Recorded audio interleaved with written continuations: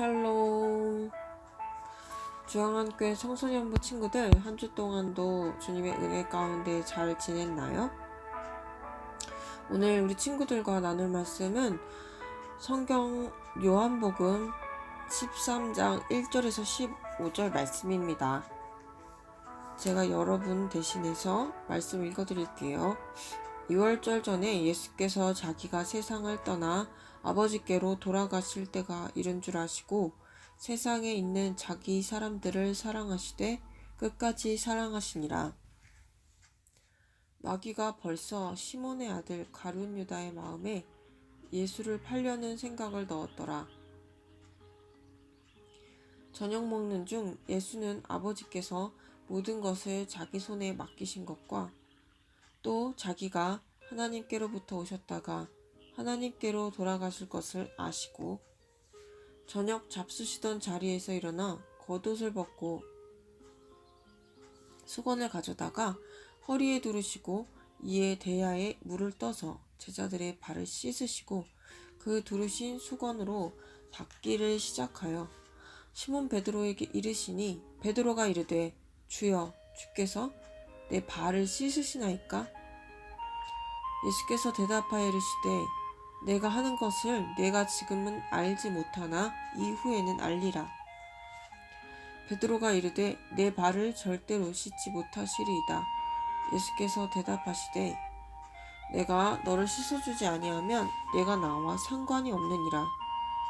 시몬 베드로가 이르되 주여 내 발뿐 아니라 손과 머리도 씻어주옵소서. 예수께서 이르시되 이미 목욕한 자는 발밖에 씻을 필요가 없느니라. 온몸이 깨끗하니라. 너희가 깨끗하나 다는 아니니라 하시니 이는 자기를 팔 자가 누구인지 아심이라. 그러므로 다는 깨끗하지 아니하다 하시니라. 그들의 발을 씻으신 후에 옷을 입으시고 다시 앉아 그들에게 이르시되 내가 너희에게 행한 것을 너희가 아느냐? 너희가 나를 선생이라 또는 주라 하니 너희 말이 옳도다. 내가 그러하다. 내가 주와 또는 선생이 되어 너희 발을 씻었으니 너희도 서로 발을 씻어주는 것이 옳으니라. 내가 너희에게 행한 것 같이 너희도 행하게 하려 하여 본을 보였노라.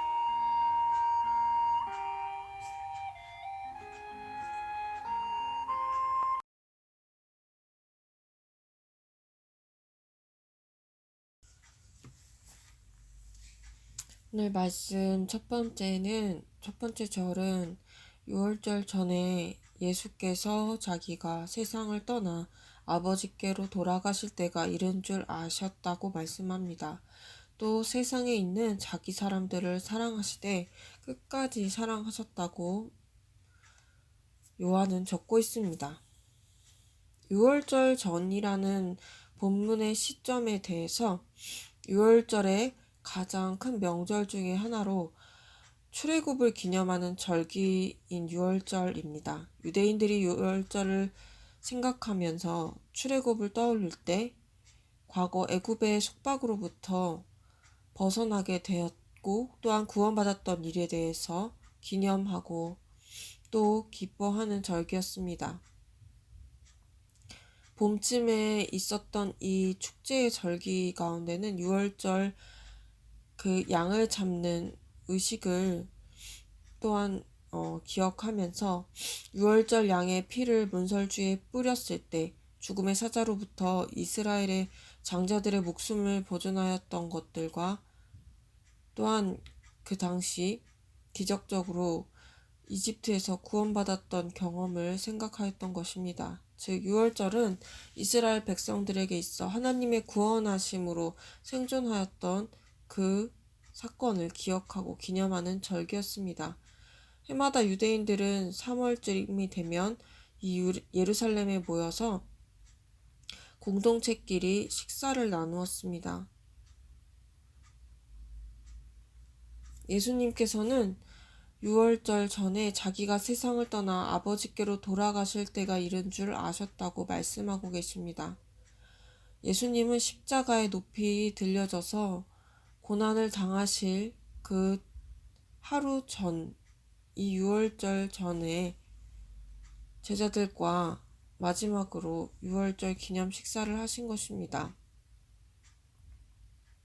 예수님께서는 제자들을 끝까지 사랑하셨는데 자기가 세상을 떠나게 될 것, 즉 제자들과 이별하게 될 것을 아시고 세상에 있는 자기 사람들, 제자들을 사랑하셨으면서 또한 끝까지 사랑하셨다고 말씀합니다.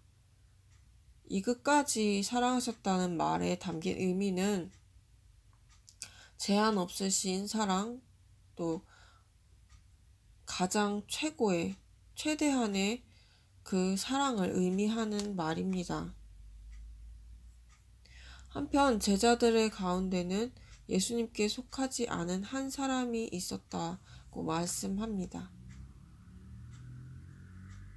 그는 바로 가룟 유다였습니다. 가룟 유다의 마음은 사탄의 생각이 들어와 있었고 유월절 어린 양 대신 예수님을 대제사장들과 바리새인들에게 팔아 넘기는 역할을 하게 될 것이었습니다.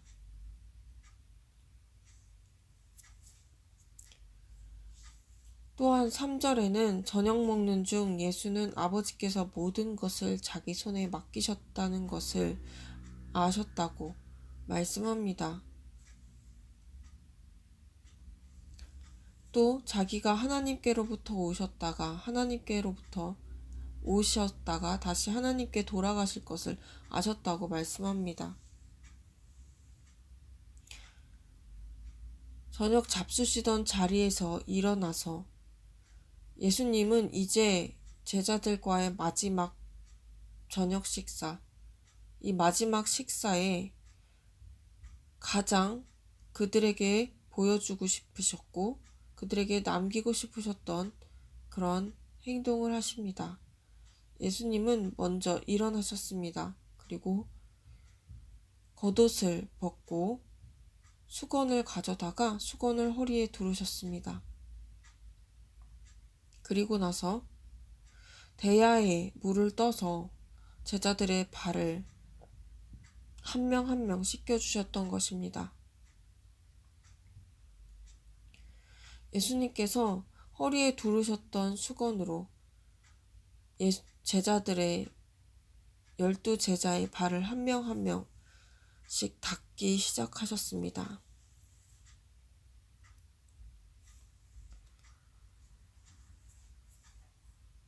다음은 예수님과 베드로의 대화입니다. 예수님께서는 시몬 베드로에게 말씀하셨습니다. 이제 베드로가 발을 씻을 차례가 된 것입니다. 그러자 베드로는 예수님께 주님께서 제 발을 씻으십니까? 하고 의아해서 질문합니다. 베드로에겐 도저히 이해할 수 없는 예수님의 행동이었습니다. 예수님께서는 베드로에게 대답하셔서 말씀하십니다. 예수님께서 지금 하시는 일, 이 발을 씻어주는 일을 베드로가 지금은 이해할 수 없지만 이후에는 알게 된다는 것이었습니다. 그러자 베드로가 다시 대답합니다. 내 발을 절대로 씻어주시지 못할 것입니다. 내 발을 절대로 씻어주시지 못할 것이라고 베드로가 말한 것은 곧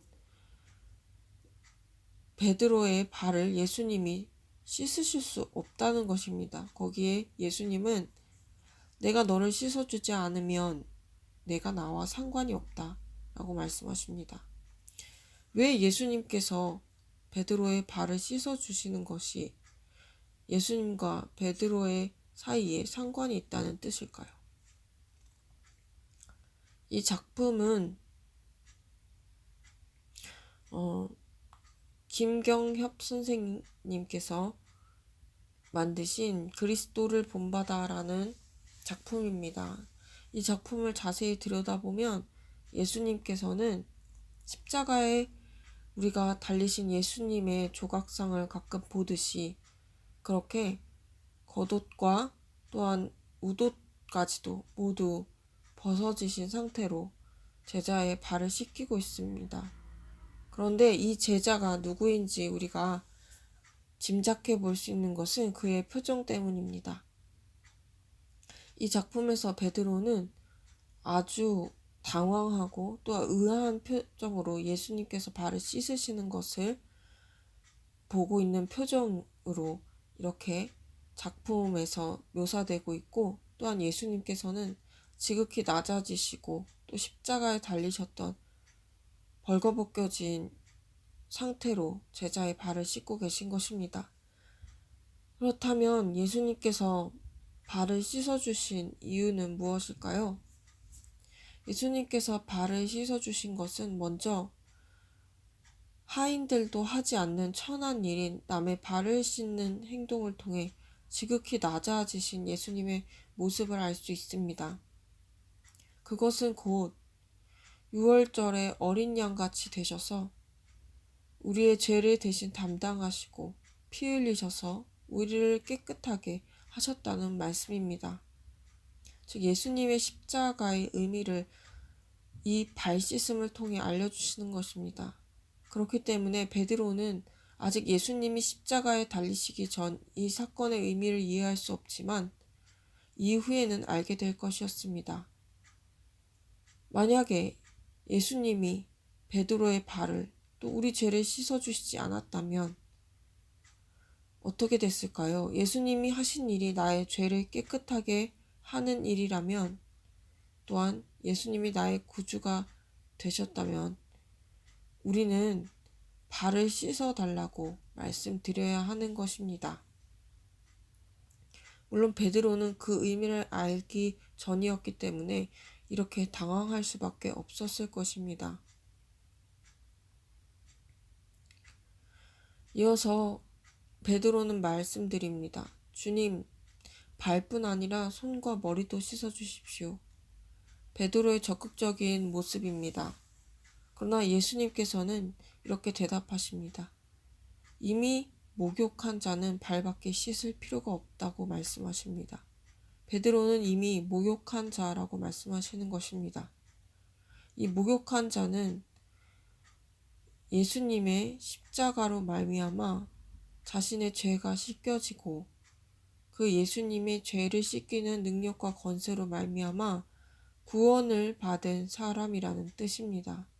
그렇기 때문에 자신의 계속 반복하는 죄를 위해서는 발을 씻을 필요가 있지만 이미 목욕한 자와 같이 예수님으로 인해 완전히 깨끗해진 상태라는 것입니다.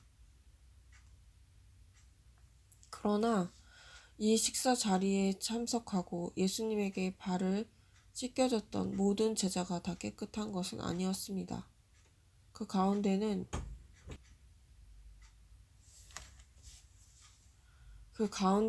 2절에 나온 것처럼 그 가운데 속하지 않은 가룟 유다, 이미 그의 마음속에 사탄이 예수님을 팔 계획을 넣은 사람도 있었던 것입니다. 예수님의 발 씻음의 의미를 이해하느냐는 이 질문에 대해서 12절에 나옵니다. 발을 씻으신 후에 옷을 입으시고 다시 앉으셔서 예수님께서는 제자들에게 말씀하셨습니다. 예수님께서 하신 발 씻음의 의미를 깨닫는 것은 무척 중요한 것이었습니다. 그것은 곧 장차 바로 내일 예수님께서 십자가에 달려 고난을 받고 죽임 당하시는 것의 의미였기 때문입니다. 제자들은 예수님을 선생님이라 부르고 또한 주님이라고 불렀습니다. 실로 예수님은 제자들의 선생님이셨습니다. 그러나 예수님은 자신의 권위를 주장하는 그러한 선생님이 아니라 겸손하셔서 섬겨주시고 또한 어떻게 섬겨야 할지 제자들 가운데 모범을 보이셨습니다. 예수님이 하신 말씀처럼 제자들은 이제 서로 발을 씻어 주어야 하는 것이었습니다. 즉 예수님은 서로 발을 씻어주라는 말씀은 곧 예수님처럼 낮아져서 서로 사랑하고 또한 섬기라는 말씀인 것입니다.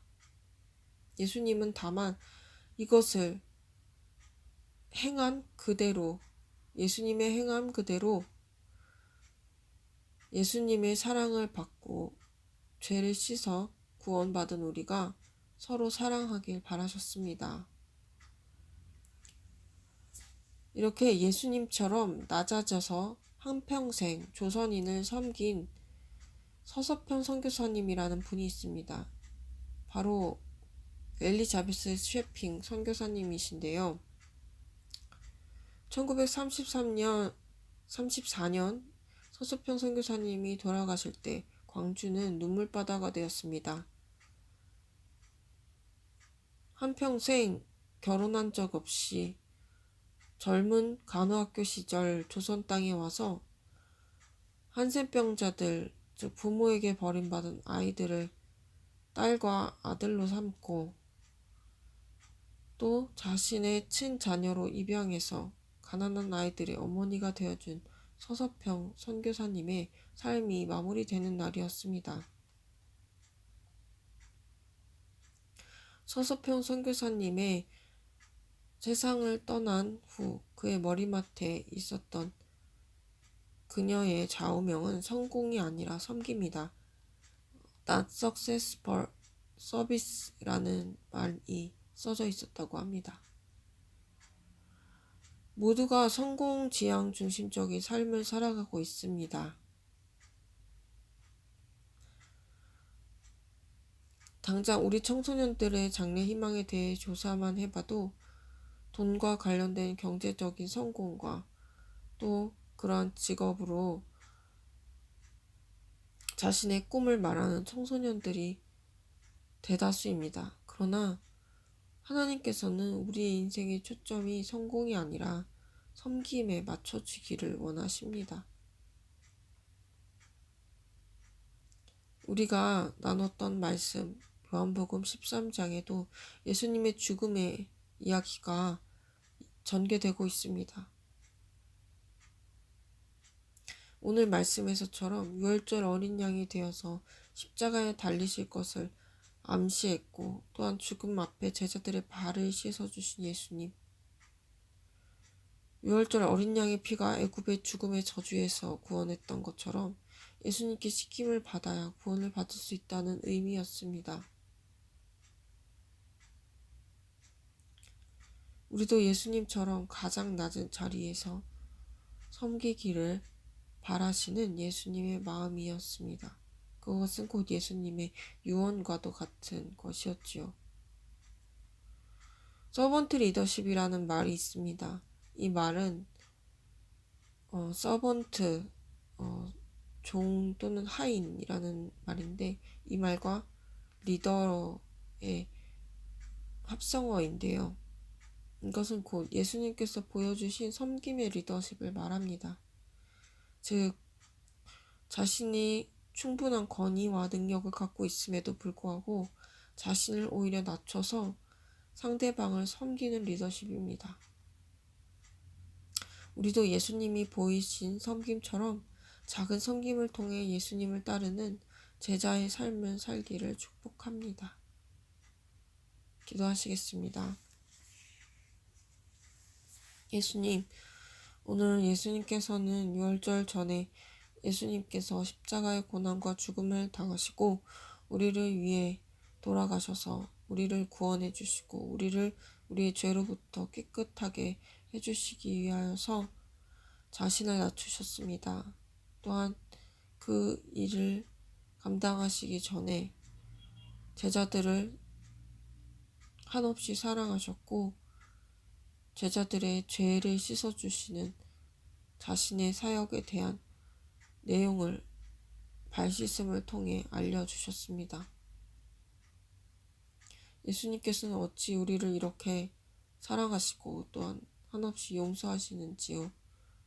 우리가 그 의미의 참된 의미를 조금이라도 깨닫고 우리가 받은 사랑이 얼마나 큰지 알 때에 우리가 예수님처럼 섬기라고 하신 예수님의 말씀을 붙잡고 순종하는 그런 제자가 될 수 있기를 소망합니다. 우리를 그렇게 예수님 닮은 제자로서 섬기는 삶을 살도록 이끌어 주실 주님께 감사드리며 예수님의 이름으로 기도드립니다. 아멘. 샬롬, 우리 주양한교회 친구들, 한 주간도 예수님의 섬김을 기억하면서 또 우리의 삶에 예수님의 향기를 드러내는 우리 주양한교회 친구들이 다 되기를 예수님의 이름으로 축복합니다.